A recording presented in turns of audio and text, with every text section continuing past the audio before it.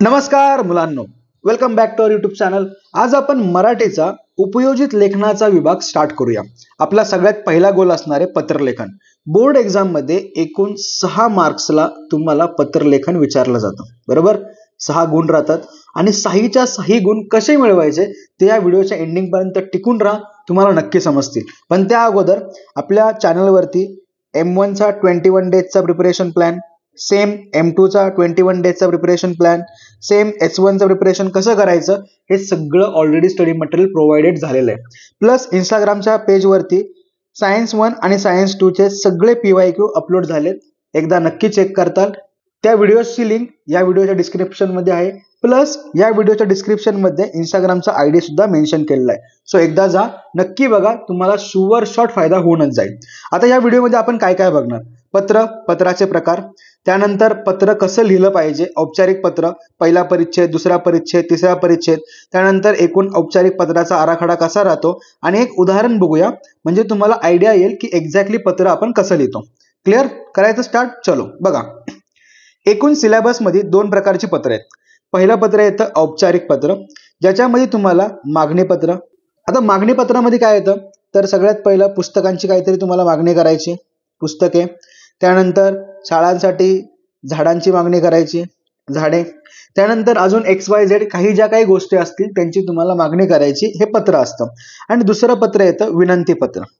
विनंती म्हणजेच काय की बाबा आम्हाला या गोष्टी हव्यात तर तुम्ही द्या, किंवा आमच्या कार्यक्रमाला तुम्ही उपस्थित राहा, किंवा आम्हाला परवानगी पाहिजे तर ती तुम्ही परवानगी देऊ शकता का, किंवा आम्हाला तुमच्याकडे सहलीला यायचंय त्या सहलीबद्दल आम्हाला डिटेल्स मिळतील का, या टाईपमध्ये येतं विनंती पत्र. त्यानंतर दुसरा पत्राचा प्रकार म्हणजे अनौपचारिक पत्र, जे आपण कौटुंबिक पत्र म्हणून सुद्धा बोलतो.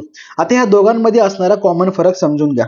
जे काही पत्र आपण औपचारिक बोलतो त्याच्यामध्ये जो व्यक्ती असेल त्या व्यक्तीला आपण ओळखत नाही, म्हणजे थोडक्यात काय झालं, ती व्यक्ती आपल्यासाठी अनोळखी झाली. अनोळखी व्यक्तीला आपण जे पत्र लिहितो त्याला बोलतो औपचारिक, आणि जे पत्र आपण ओळखीच्या व्यक्तींना लिहितो त्याला बोलतो अनौपचारिक. म्हणजे ओळखीचे म्हणजे कोण? आई, वडील, दादा, दीदी, ताई, नंतर तुमचा मित्र, मैत्रीण, या सगळ्यांना ज्यांना आपण ओळखतो त्यांना बोलतो औपचारिक. पण मला जर विचारताल तर औपचारिक पत्र जे राहतं त्याच्यामध्ये आपल्याला कमीत कमी लिहायचंय. बघा, सगळ्यात कमीत कमी लिखाण असणारे पण जास्तीत जास्त गुण असतील. आणि प्लस कसं होतं, हे पत्र दिसताना पण व्यवस्थित दिसतं, प्रॉपर फॉर्मॅट दिसतो. पेपर चेकिंग करणाऱ्या माणसाला जास्त वाचायची गरज नाही पडत, आणि कमी लिहिल्यामुळं आपल्याला जास्त गुण एकदम मिळून जातील. कळलं? त्यामुळे मी सजेस्ट करेल की तुम्ही औपचारिक पत्र लिहा. आता हे पत्र आपण कुणाकुणाला लिहितो तर साधारण पदाधिकारी, मुख्याध्यापक, व्यापारी, ग्राहक, पुस्तक विक्रेता, संपादक इत्यादी व्यक्तींना लिहितो ज्यांच्याशी आपली ओळख नाहीये. त्यामुळे हे पत्र लिहिताना आपण जी भाषा वापरू ती कशी पाहिजे, आपली सभ्य पाहिजे, बरोबर. एक्झाम्पल घ्यायचं झालं तर जर तुम्ही एखाद्या ठिकाणी किंवा मोठ्या अधिकाऱ्याच्या रूम मध्ये जर गेलात तर त्या व्यक्तीशी आपण बोलताना ज्या नम्रतेने बोलतो ना, ती नम्रता आपल्या लिखाणामध्ये दिसली पाहिजे. ती नम्रता असेल, तो प्रामाणिकपणा आपल्या लिखाणात दिसला, ह्या पत्राला 6 पैकी 6 मार्क मिळाले म्हणूनच समजा. कळलं? चलो आता पुढे येतं अनौपचारिक पत्र, जे तुम्हाला मी आता सांगितलं. कुटुंबामधले जे काही मित्र असतील, नातेसंबंधी, कुटुंबातील सदस्य ह्यांना लिहितो. म्हणजे थोडक्यात काय, ओळखीच्या व्यक्तींना लिहितो. आणि ह्याच्यामध्ये जेवढ्या आपल्या फिलिंग्स आहेत, सुख, दुःख, आनंद, उत्साह, प्रेम, या सगळ्या गोष्टींचा उल्लेख ह्याच्यामध्ये केला जातो, किंवा या सगळ्या गोष्टी आपण त्या पत्रामध्ये मांडतो सुद्धा. कळलं? आज या व्हिडिओमध्ये आपण औपचारिक पत्र नीट समजून घेऊ. बघा, औपचारिक पत्र लिहिताना एकूण तुम्हाला 3 परिच्छेद लिहायचे. कसे लिहायचे ते पण सांगतो. 3 पॅरेग्राफ असतील, बरोबर. 3 पॅरेग्राफ म्हणजेच मराठीमध्ये त्यांना आपण उतारे बोलतो. आता पहिला उतारा काय असेल तर तुमचा इंट्रोवाला. त्याच्यामध्ये तुम्ही स्वतःची माहिती आणि एक विषयाची ओळख करून देता. दुसरा म्हणजे पूर्णपणे जो विषय लिहिलाय त्याच्याबद्दल डिटेल, म्हणजे पत्र का लिहायचंय. आणि तिसरं प्रॉपर आपल्याला एंड करायचं आहे, म्हणजेच कन्क्लुजन लिहायचंय. म्हणजे तेच जे वरती बोललो ना आपण, मागणी करतोय का विनंती करतोय, त्याचा उल्लेख शेवटी आपल्याला नक्की करायचा आहे. आता सुरुवातीला पहिल्या परिच्छेदामध्ये आपण काय काय ठेवलं पाहिजे, म्हणजे आपल्या दृष्टीने कुठल्या कुठल्या गोष्टी पहिल्या पॅरेग्राफ मध्ये आहेत ते बघा. आता या ठिकाणी मी काय घेतलंय की एखाद्या शाळेमध्ये झाडांची मागणी करायची. म्हणून आपण कुणाला तरी पत्र लिहितोय. कुणाला पत्र लिहितोय तर एकाने जाहिरात टाकली होती, आमच्याकडे शिक्षण संस्थेला फ्रीमध्ये आम्ही झाडं देतोय आणि जर त्यांनी व्यवस्थित संवर्धन केलं तर त्यासाठी बक्षीस सुद्धा आहे. हे तुम्ही बऱ्याच वेळेला ऐकलं असेल. आता ते पत्र कसं लिहायचं बघा. पत्राची सुरुवात करताना विषयांची ओळख करून द्यायची, स्वतःची ओळख आणि एकदम थोडक्यात सगळी गोष्ट पाहिजे. अजिबात फापड पसारा नको. कमीत कमी 3 ते 4 ओळी झाल्या तर एकदम बेस्ट. आता मी कसं लिहिलंय बघा. मी मधुर कुलकर्णी, ज्ञानदीप विद्यालय सांगलीमधील इयत्ता 10वीचा विद्यार्थी आहे. पहिल्या लाईन मध्ये स्वतःचं इंट्रोडक्शन आलं. कोण आहे, कुठून बोलतोय ते समजलं. आता दुसरी लाईन जी राहील ती लाईन काय सांगते बघा. आमच्या शाळेत येत्या 22 जून रोजी वृक्षारोपणाचा कार्यक्रम आयोजित केला आहे. त्यासाठी आम्हाला काही फुलझाडे, काही दीर्घायुषी झाडांच्या रोपांची आवश्यकता होती. म्हणजेच पहिल्या ओळीमध्ये आपण स्वतःची माहिती लिहिली आणि दुसऱ्या ओळीमध्ये आपल्याला जे हवंय म्हणजे आपण पत्र का लिहिलं या प्रश्नाचं उत्तर लिहिलं. एकदम शॉर्टकट मध्ये. कळलं? इंट्रोडक्शन समजलं. आता दुसरा परिच्छेद म्हणजे पत्राची पूर्णपणे मांडणी. म्हणजेच आपण पत्र का लिहितोय विषयाची सविस्तर मांडणी करणं म्हणजेच आपला पत्राचा दुसरा परिच्छेद आला. आता बघा, येत्या 22 जून 2023 रोजी आम्ही ज्ञानदीप शाळेतील सर्व विद्यार्थी एकत्र येऊन वृक्षारोपणाचा कार्यक्रम घेणार आहोत. का करतोय ते पुढे सांगूया, पण आपण अगोदर काय करणार आहोत ते सांगितलं पाहिजे. म्हणजे पहिल्या ओळीमध्ये काय आलं, आम्ही काय करणार आहोत त्याची मांडणी. नंतर आपल्या परिसरात वाढत जाणारे प्रदूषण, त्यातून निर्माण होणारे आजार, वातावरणातील बदल खूप जास्त त्रासदायक आहेत. म्हणून या कार्यक्रमाच्या माध्यमातून आम्ही आमच्या शैक्षणिक वर्षाची सुरुवात वृक्षारोपणाने करणार आहोत. म्हणजे दुसरा परिच्छेद काय सांगतोय की बाबा आम्ही का कार्यक्रम घेतोय त्याची माहिती आली का नाही. विषयानुसार आपला कार्यक्रम कसा आहे त्याची व्यवस्थित मांडणी आली. पहिल्या ह्याच्यामध्ये काय करणार आहोत, कशासाठी करणार आहोत, मग तुमच्याकडे का आलो ते शेवटच्या लाईन मध्ये बघा. या कार्यक्रमाचे नियोजन करत असताना म्हणजे आम्हाला ही कल्पना सुचली, त्या कल्पनेनुसार आम्ही कार्यक्रम आयोजित करणार आहोत हे ठरलं सुद्धा, नियोजन करतोय. त्यावेळेला आम्ही ही जाहिरात पाहिली. कुठली? वृक्षारोपणाची. यातून आम्हाला जास्त प्रेरणा मिळाली कारण शिक्षण संस्थांना मोफत रोपे असून संवर्धनासाठी बक्षीस ठेवले आहे. बघा, म्हणजे पुढच्या पॅरेग्राफ मध्ये आपल्याला ज्या त्यांच्या गोष्टी आवडल्या त्या आपण कौतुकास्पद लिहिल्या की बाबा तुम्ही ज्या गोष्टी करताय त्या आम्हाला आवडल्यात आणि आम्हाला त्यातून प्रेरणा मिळाली. सिंपल आपला दुसरा परिच्छेद. काय केलं ह्या ठिकाणी परत एकदा नीट समजून घ्या. पत्र आपण का लिहितोय ते लिहिलं. म्हणजे तुमच्याकडे एक विषय होता, तो विषय तुम्हाला का सुचला त्याचं उत्तर लिहायचंय. प्लस तुम्हाला पत्र का लिहितोय म्हणजे ज्या माणसाला पत्र लिहितोय ना त्याचं सुद्धा कारण आलं की नाही. बघा सिंपल 1, 2, 3 सेक्शन दुसऱ्या परिच्छेदाचे. या 3 प्रश्नांची उत्तरं लिहा. आराम के साथ तुमच्या 7 ते 8 ओळी होऊन जातील. नाही जमल्या एवढ्या तर 6 ते 7 करायचा प्रयत्न करा. कळलं नक्की? शुअर. आता शेवटचा परिच्छेद. झाडं मागवतोय म्हणल्यावरती आपल्याला यादी पण द्यावी लागेल. मग त्याची मांडणी कशी करणार? शेवटी विनंती, आभार, कृतज्ञ अशा शब्दांचा वापर आवश्यक. कमीत कमी 3 ते 4 ओळींमध्ये लिहायचं आहे. या सगळ्या गोष्टींचा उल्लेख केला तर शेवटी जे मार्क डिसाईड झाले ते मार्क आपल्याला मिळून जातील. मग आता शेवटसाठी आपण काय लिहिणार ते नीट बघा. म्हणून आम्ही. का? कारण तुमच्याकडं वृक्षारोपणासाठी मोफत झाडं मिळत आहेत आणि तुम्ही बक्षीस ठेवले म्हणून. तुमच्या या उपक्रमाअंतर्गत वृक्षारोपणाच्या कार्यक्रमासाठी आम्हाला काही फुलझाडे व दीर्घायुषी झाडे देण्याची विनंती करत आहोत. बास. शेवटी परत तेच बोलणार आहोत. विनंती केली, विनंती शब्द आला. नंतर काय केलंय बघा. झाडं कुठली पाहिजेत ती नावं पण द्यावी लागतील ना. या पत्रासोबत रोपांची संख्या, नावे इत्यादींची यादी जोडत आहोत. केली गोष्ट मेन्शन. झालं. नंतर वृक्ष संवर्धनाची जबाबदारी आम्ही नक्कीच पूर्ण करू. फुकट भेटले ना, फुकट भेटले म्हणल्यावरती आपल्याला ती जबाबदारी पूर्ण करावी लागेल. मग त्याचा सुद्धा या ठिकाणी काय केलं, उल्लेख केला आणि शेवटी असं सांगितलं तुमचा विश्वास सार्थ ठरवू व तुम्ही आमची मागणी नक्कीच पूर्ण करताल. आणि ही शेवटी केलेली आपण यादी आहे. ही यादी दिली म्हणजेच काय झालं, आपलं पत्र पूर्ण झालं. आता नीट बघा. पहिल्या परिच्छेदामध्ये विषयाची ओळख होती, त्यामध्ये स्वतःची ओळख, थोडक्यात विषयाची मांडणी केली आपण. दुसऱ्या याच्यामध्ये विषयाची सविस्तर मांडणी केली. त्याच्यामध्ये आपण पत्र का लिहितोय, विषय का सुचला, तुमच्याकडे का आलो, त्या प्रश्नांची उत्तरं आली. आणि शेवटी विनंती, आभार, कृतज्ञ हे शब्द वापरायचे होते. या ठिकाणी आपण विनंती करतोय त्यामुळे विनंती केली. कशाची विनंती करायची तर झाडं हवीत म्हणून झाडांची मागणी केली आणि नंतर झाडांची यादी सुद्धा जोडली. आणि तुम्ही आम्हाला फ्रीमध्ये देताय म्हणजे मोफत देताय तर तुमचा विश्वास आम्ही सार्थ ठरवू. जर अशा प्रकारे तुम्ही पत्र लिहिलं ना तर 100% तुम्हाला आउट ऑफ मार्क मिळणारच. कळलं? शुअर. आता आपण आहे ना पत्र कसं असतं ते बघूया. बघा, सुरुवातीला पहिली गोष्ट एक डोक्यात ठेवा, तुम्ही जे पत्र लिहिताय त्याच्यामध्ये तुम्हाला अजिबात पॅराग्राफ करायचा नाहीये. हे खूप जास्त महत्वाचं आहे. नवीन सिलेबस नुसार आपल्याला पॅराग्राफ नकोय, हे डोक्यात फिक्स ठेवा. नंतर सगळ्या गोष्टी आपल्याला लेफ्ट साईडला कॉर्नर पासूनच स्टार्ट करायचं. पेजच्या लेफ्ट साईडच्या कॉर्नर पासून करा किंवा थोडंसं खाली घेतलं तरी पण चालेल.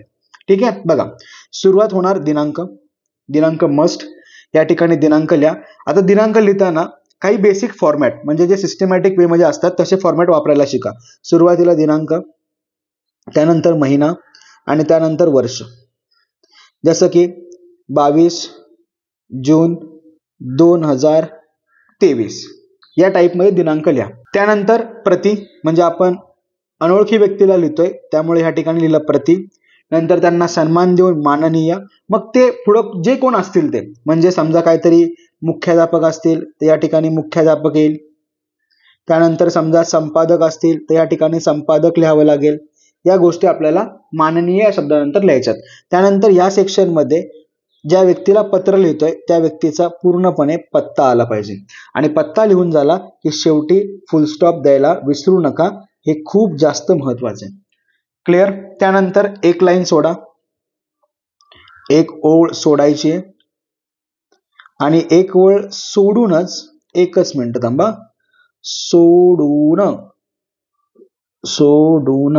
एक ओळ सोडून आपल्याला विषय लिहायचा आहे. विषय लिहिल्यानंतर पुन्हा एक ओळ सोडायची. नीट बघा, एक ओळ पुन्हा सोडली म्हणजे आपला जो विषय होता तो व्यवस्थित दिसेल. कळलं? इनिशियल सेक्शन समजला?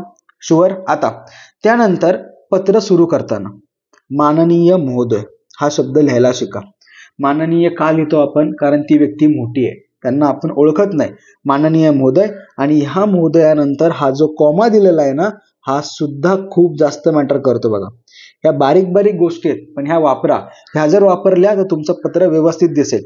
त्यानंतर पहिला परिच्छेद जसं मी तुम्हाला सांगितलं होतं 3 ते 4 ओळींमध्ये पाहिजे.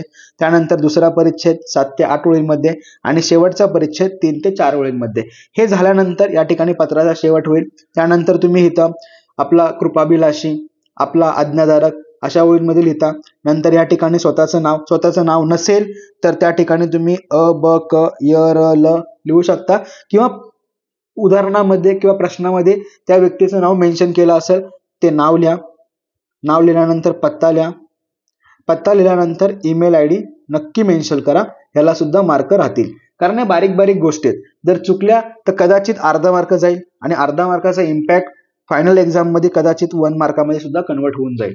सो बेटर वे, सगळ्या गोष्टी सिस्टमॅटिक ठेवा, त्यामुळे मार्क सुद्धा व्यवस्थित मिळतील.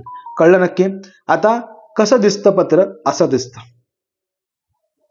पाहिलं नक्की? चलो, मी हे इरेज करतो म्हणजे तुम्हाला स्क्रीनशॉट घेता येईल. घ्या पटकन, एकच मिनिट थांबा. सगळं इरेज करतो म्हणजे तुम्हाला पत्राचा पूर्णपणे व्यवस्थित आराखडा समजून येईल, फॉर्मॅट समजून येईल. थोडक्यात घेतला स्क्रीनशॉट? नक्की? शुअर. चलो, आता उदाहरण बघूया. बघा, उदाहरण काय दिलंय? खालील निवेदन वाचा व त्या खालील कृती सोडवा. काय दिलंय? खुशखबर. दिनांक व वेळ 15 ऑगस्ट सायंकाळी 4 वाजता विद्या विनयन शोभते ज्ञान प्रकाशन औरंगाबाद तर्फे उत्कृष्ट बालसाहित्य पुरस्कार प्रदान सोहळा. पुरस्कारार्थी डॉक्टर विद्या वाड, नामवंत लेखिका.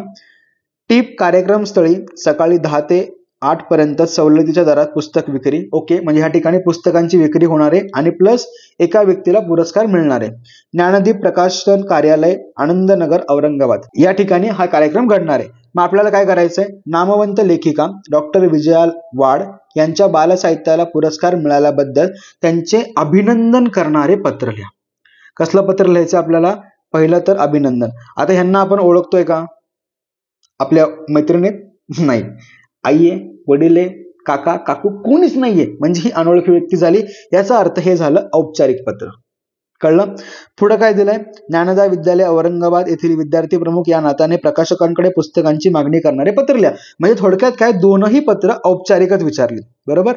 ही दोन्ही पत्र कसली आहेत? तर औपचारिक आहेत. आता ह्यांच्यापैकी आपल्याला एकच पत्र लिहायचंय. आपण काय करूया? पहिलं पत्र लिहू. अभिनंदन पत्र आहे, एकदम सिंपल राहील. बघा, पहिलं सुरुवातीला जे सांगितलं होतं त्या गोष्टी व्यवस्थित डोक्यात ठेवतात. दिनांक आली, त्यानंतर प्रति, व्यक्ती लिहितोय त्यामुळे माननीय, त्या व्यक्तीचं नाव, कोण आहेत त्या लेखिका, त्यांचा पत्ता नाही माहिती मानाने लिहा, त्यांचा ईमेल आयडी. झालं. आता पुढे बघा, विषय लिहायचा आहे. त्यांना काय भेटलाय? पुरस्कार भेटलाय आणि आपण अभिनंदन करणारं पत्र लिहितोय. विषय काय करणार आहोत? अभिनंदन. मग बघा, अभिनंदनाचा विषय कसा असणार आहे? उत्कृष्ट बालसाहित्यिक पुरस्कार मिळाल्याबद्दल अभिनंदन करण्याबाबत. झाला विषय. कळलं? बघा, इथपर्यंत गोष्टी सिंपल झाल्या, नक्की समजल्या. आता पुढं पत्र सुरू करूया. पहिलं काय येणार? इंट्रोडक्शन. माननीय महोदय, आपण कोण आहोत ते लिहायचंय. आठवलं? हा, बरोबर. कोण आहे आपण? मी अ.ब.क. ज्ञानदा विद्यालयाचा विद्यार्थी प्रतिनिधी या नात्याने आपणास पत्र लिहित आहे. आपली ओळख आली. का लिहितोय? सर्वप्रथम आपल्या बालसाहित्याला उत्कृष्ट बालसाहित्य हा पुरस्कार मिळाल्याबद्दल आपले मनपूर्वक अभिनंदन. आला की नाही? कळलं कसं लिहायचं ते? हा झाला पहिला पॅरेग्राफ. कळलं नक्की? आता दुसरा पॅरेग्राफ बघा. आपली लेखणी आपल्या सुसंवादी वक्तृत्व शैलीप्रमाणेच बालकांच्या मनावर अधिराज्य गाजवते. आपण बालकांसाठी लिहिलेल्या विविध कथा, कादंबऱ्या, चारित्रे बालवाचकात खूप लोकप्रिय आहेत. आता पुरस्कार मिळालाय, मग आपण पण त्यांचं साहित्य वाचतोय म्हणून या गोष्टी सगळ्या मेन्शन केल्या. बरोबर. नंतर आतापर्यंत आपली जवळपास 124 पुस्तके प्रकाशित झाली आहेत. म्हणजे आपल्याला त्या लेखकाची पूर्ण माहिती आहे. इतके विपुल लेखन करूनही आपल्या लेखनात आश्चर्यचकित करणारे वैविध्य आढळते. आता त्या व्यक्तीला तो पुरस्कार मिळालाय, मग काहीतरी स्पेशालिटी असेल. ती जी स्पेशालिटी होती ती या ओळींमध्ये काय केली? आपण मेन्शन केली. म्हणजे तुम्ही एवढं लेखन केलं परंतु तुमच्या लिखाणामध्ये काय आहे? आम्हाला विविधता आढळली. नंतर बालकांच्या भावविश्वास शिरून त्यांच्या समस्या व्यक्त करण्याची किंवा त्यांच्यातील चांगले गुण अधोरेखित करण्याची आपली लेखनशैली मनाला भावते. आपल्या एकंदरीत जीवन प्रवासात आपण निर्माण केलेले बालसाहित्य प्रेरणादायी, सकारात्मक ऊर्जा देणारे आहे. त्याची दखल घेत ज्ञान प्रकाशन आपल्या बालसाहित्याला उत्कृष्ट बालसाहित्य हा पुरस्कार प्रदान करून गौरवले. ते ऐकून आम्हाला अत्यानंद झाला. म्हणजे बघा, व्यवस्थित आपल्याला जो विषय वाटला त्याची पुरेपूर मांडणी केली. त्या लेखिकेला पुरस्कार मिळालाय. मग त्यांचं लेखन कसं असेल, त्या लेखनातून आपल्याला काय समजलं, त्या सगळ्या गोष्टी या ठिकाणी मेन्शन केल्या. आता शेवट करायचा आहे, परत अभिनंदनच करणार आपण, बरोबर की नाही? हा, पण थोड्या वेगळ्या पद्धतीने. विजयाताई आपुलकी दाखवली. आपल्या लिहित्या हातांनी बालवाचकांच्या पदरात अधिकाधिक बालसाहित्याचे दान टाकत राहावे एवढीच इच्छा आहे. म्हणजे अभिनंदन पण करतोय आणि आपली इच्छा सुद्धा काय केली या ठिकाणी आपण व्यक्त केली. आपल्या पुढील वाटचालींसाठी खूप खूप शुभेच्छा आणि उत्कृष्ट बालसाहित्यिक पुरस्कार मिळाल्याबद्दल पुनश्च हार्दिक अभिनंदन. पुन्हा एकदा अभिनंदन. काय अवघड आहे का? बघा, इथपर्यंत पत्र झालं. अजिबात अवघड वाटलं नाही ना? बघा, शेवटी आपला नंबर, अ.ब.क. विद्यार्थी प्रतिनिधी, आपला पत्ता, आपला ईमेल आयडी. बास, या टाईप मध्ये पत्र लिहा. कोण आउट ऑफ मार्क देत नाही ते आपण बघूच. कळलं नक्की? समजलं? पत्र कसं लिहायचं समजलं? फॉर्मॅट समजला? व्यवस्थित? शुअर? चलो, आता नेक्स्ट व्हिडिओमध्ये आपण उपयोजित लेखनाचा पुढचा विभाग बघूया. तोपर्यंत चॅनलला सबस्क्राईब करा, व्हिडिओला लाईक करा आणि हा, आपल्या इंस्टाग्रामच्या पेजला नक्की फॉलो करा. त्यावरती अजून बऱ्याचशा गोष्टी फक्त 90 सेकंड्स मध्ये तुम्हाला एक्सप्लेन केल्या जातात. तुमचा वेळ पण वाचेल आणि तुमचं काम पण होईल. कळलं? चलो, बाय बाय.